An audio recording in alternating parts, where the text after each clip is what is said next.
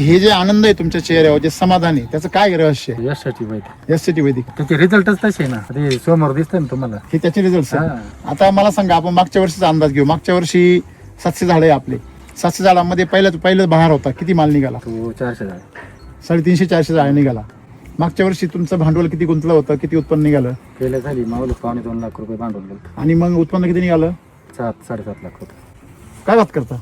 एक नंबर माल उपत होता आपला संगमनेरचा मार्केटला आणि नाशिक मार्केटला. व्यापारी येऊन थांबायचे.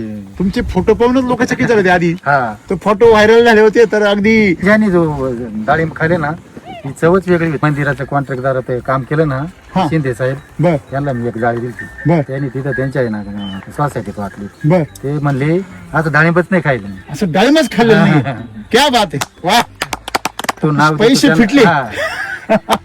पैसे मरू द्या ते डाळिंबांचं, पण ते जेवढे शेतकऱ्याचे कौतुक करताना तोच लय भरपूर आनंद आहे. आज आपण बघतो की सर्वात मोठी जी विवंचना आहे शेतकऱ्याची, काय माल पिकवला का पैसे होत नाही, बाजार आले का माल राहत नाही. कंडिशन बघतो आपण की अख्ख्या आगळा पट्ट्याला येड लागले आणि मेंढरांसारखे सगळ्यांनी शेवंत्या लावले. बरोबर आहे.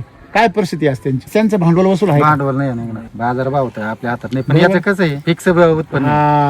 म्हणजे तुमच्याकडे मार्ग आहे, पण त्या मार्गावर चालण्याचं नॉलेज नाहीये, म्हणून काय वाटतं, भीती वाटते. गेल्या साली काय झालं, पुण्याच्या मॉलवाल्यांनी फोन केला आपल्याला, ते मागत होते माल. हा. बर पण मग मला वाटलं ते नेतील थोडे आणि बाकीचा माल कुठे वापरायचा. बर मग ते 160 रुपयाने बांधून घेत होते. सगळा. बर पहिल्याच वर्ष म्हणजे अनुभव नव्हता. आता या वर्षी तुम्ही हार्वेस्टिंगच्या अगोदर एकदा व्हिडिओ रील काढा आणि व्हायरल होऊ द्या.